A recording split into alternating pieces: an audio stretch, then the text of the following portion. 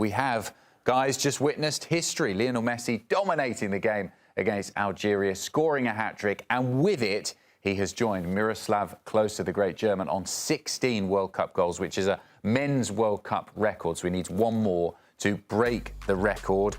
Jermaine, you know, we can talk about the performance from Argentina as a whole, but ultimately we've got to talk about one man, and that is the little magician, Messi. Yeah, it's crazy because you know, he does it over and over again. In today's again, he showed up. He made it. I think not only for the people on the TV to have fun in watching an amazing game for him, even from the people in the stadium. I think they had at the end when he got out the typical Messi, Messi. You doubt him at your peril. I mean, you can't really put it any other way, can you? I mean, this is so special. I am actually intrigued to see what you think about him now level with Miro, because that's, you know, German take a lot of pride, I would say, that from Miroslav Klose holding that record. Now it's a different competition, but I don't think you can take that away from Messi. So anything there from Miro? You can imagine him watching this competition thinking he was probably going to be the one that breaks it, right? Yeah. I think like, Miroslav Klose, he looks back and he's like, okay, every record is there to get broken at one point. So if you have two guys like even Cristiano, Mbappe or Haaland, if you have them in a tournament like that, you're always thinking, okay, at one point it will come, you know. And we talked about it before the game. We ask, will he show up? Yeah. And I think he showed up big time. I think he was certainly the one that I was intrigued to see. How would he handle it? He's 38 years old. He's going to be 39 in this tournament, right? We say that this game's continuously going younger and younger. Like, players are making their debuts and playing 100 games by the time they're 19, 20 years old now in the professional game for club and country. I mean, Lamine Yamal, the amount of games he's played as a teenager, he's at 150 games for club and country. So for Lionel Messi to be doing this at 38 years old tells you the genius that he is. Now, with those 16 goals, Adam, 6 of them have come from outside the penalty box, and that's the difference, right? He scores from every single angle. Today, though, I don't want to put shade on the hat-trick, because a hat-trick is a hat-trick. But he certainly had a bit of help from Zidane, the goalkeeper. I thought the goalkeeper had a poor performance today. 2 he should have prevented easily. He didn't do that. The third one, the hat-trick, excellent finish from Messi to complete the trick. But yeah, what a performance. And if ever there was a player, JJ, you didn't want to give a yard of space, particularly outside the box. I mean, that third goal, it was so obvious that he was going to shoot. Algeria, maybe they hadn't done their homework, or maybe that frustrated you, huh? Well, yeah, I just can't. I mean, I know teams have been trying to do this against Lionel Messi for his entire career. You probably did it when you played against him in your playing career, but they just gave him, I mean, it was Zidane, the goalkeeper, who made mistakes, but also for that third goal, just giving him a yard. I think he had 3 touches of the ball before he got the shot away. Why are they doing that? Yeah, I think for me, the biggest point is this: when I watched the game, and I celebrated this because I saw that's what the fans are doing, right? But if I was standing on the field, I would be like exactly what you said. Why is this guy scoring 3 goals? He's 38. He will turn 39 in this tournament, like you said, Ian. And then you see the goals where at the end, the goals come, 1 goal from outside of the box. Then the goalkeeper makes a mistake. He puts it in. And then the big shot from distance, where I'm asking myself, why is nobody closing him down? Why is nobody on him? You know, like you know, like the best games when you play against Argentina is to get him frustrated. In that you get him only frustrated when you're on him, when you make it a little bit dirty, a little bit, you know, you let him feel that you're there. But if you give him a little bit more space and freedom like he had today, he will punish you.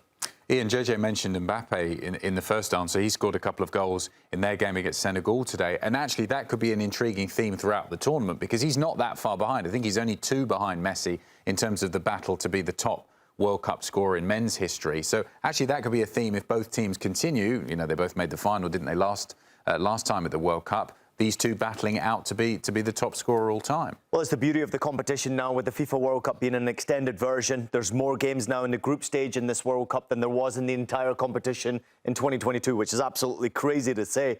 I don't think Lionel Messi will play every single game, but the way he walked around today, maybe he does play every single game, right? He doesn't have to do much to be impactful in a game. If you break his statistics down, it just simply doesn't lie. 3 goals he scored. His statistics go, a couple of chances created. He had 3 touches in the opposition box in this game. took himself 4 shots. Obviously, great to see his shots on target. 4 shots on target is impressive. But I think it's amazing that he's just so efficient, right? Me and Jermaine were watching the game, and you just looked up. As soon as the goalkeeper made the mistake, you just look, who's there? It's Messi. Like, you just knew it was him. Like, it just felt to him. And I don't know if it's like something in his brain that just puts himself into that position to be there when a mistake happens, or top of the box. Who's there? Messi, unmarked, top of the box. So, yeah, we can critique the opposition for making mistakes, defensively being pretty shocking, by the way, especially for all 3 goals. But at some point, you have to just admire and just sit back and just take your hat off and say, the guy is an absolute genius. He's 38 years old, Adam. He's playing now in Major League Soccer.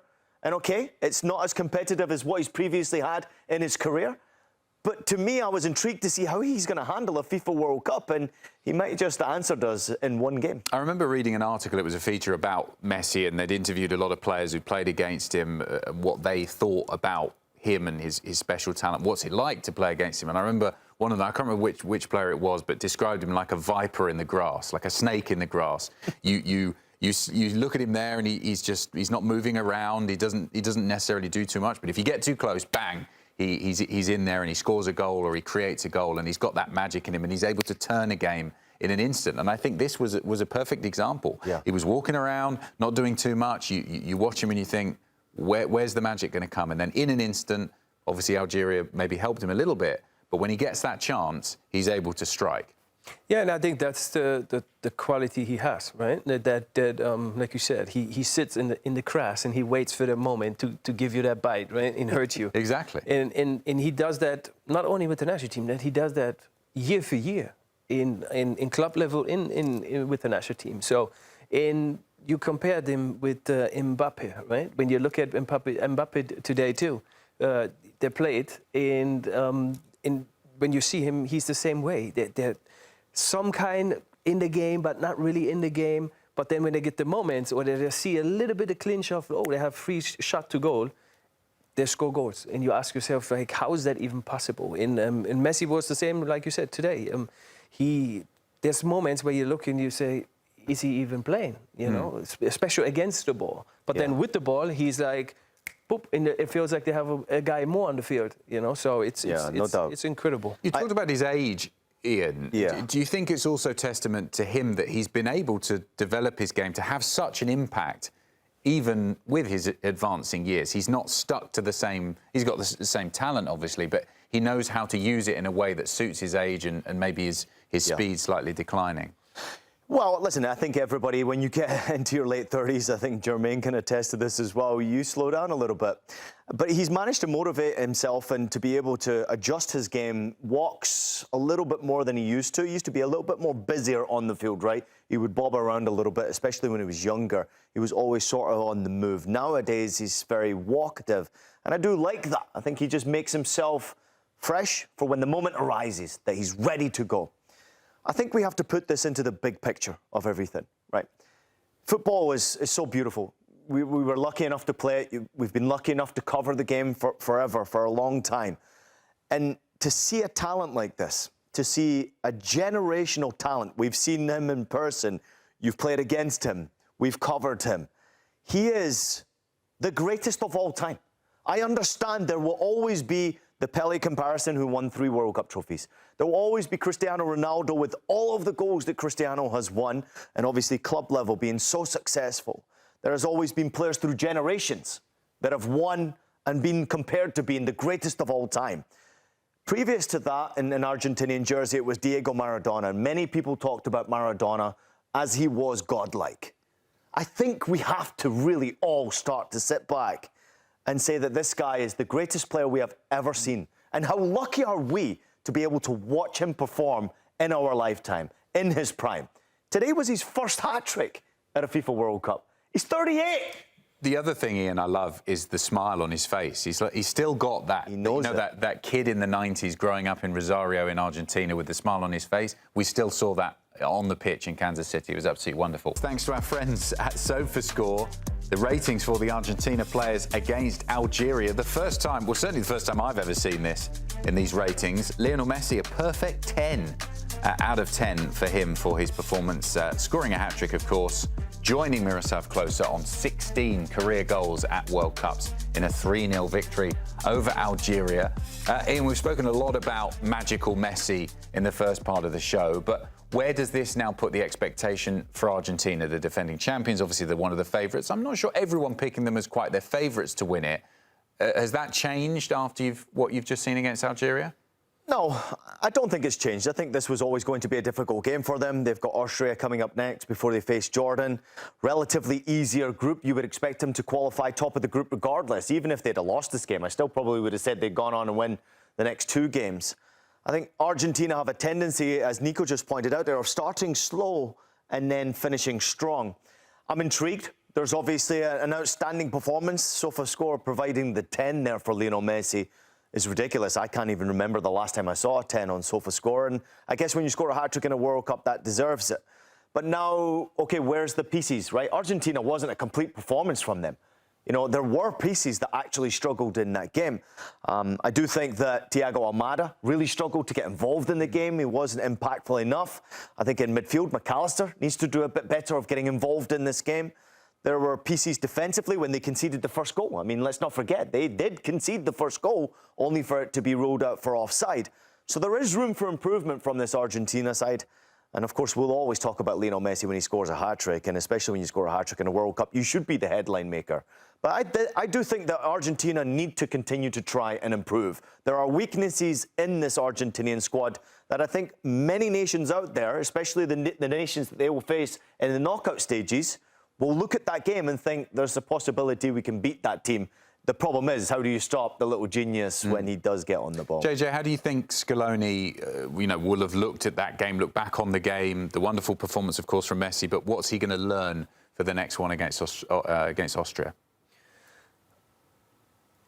Oh, it's in my eyes, it's an easy one, because like you look at it and you see it pretty clear that Messi is their main player, right? Like so, and you have to find out, like as a coach now, how you get the people around him to that level that they show up, because like Ian is right. If you look at the game, it was an amazing performance for Messi, but it was not, I don't feel like amazing performance from the whole team. So I think for the whole team, yes, you go happy now home and you get some rest because you said, okay, we won 3-0 against Algeria, but it still were 3 moments from Messi who changed that game. So and that is something issue what we talked already before. What happened if Messi gets injured? What happened if Messi has not a good day? Then who steps it up? Who's the next one who can provide that extra goal or brings them to that level? And I think even other countries will look at it and go, say, Algeria made one mistake. They were not able to take him out of the game. So all the other teams, they will watch that and be like, okay, what is the next, when we play against him? Are we going to old school, like back in the days, you say to one player, just stay on him and take him out because he's the main key, he's the danger, and he will change the game for them. And I think on the opposite side, the coach of Argentina, you have to be honest with your team. You have to go back and you have to say, guys, yes, we won. We had a complete opposite from the last World Cup where we lost the first. This time we won. The atmosphere, everything is now good, but we have to talk about the stuff what was not good because Algeria had the moments. They were in the game too. They were just not clean in front of the goal. In Argentina, like we talked, had Messi and he was clean. Do you know what, JJ? I think a lot of Argentinian fans will be somewhat blinded by the fact that the first 2 goals came from goalkeeping mistakes from Zidane, right?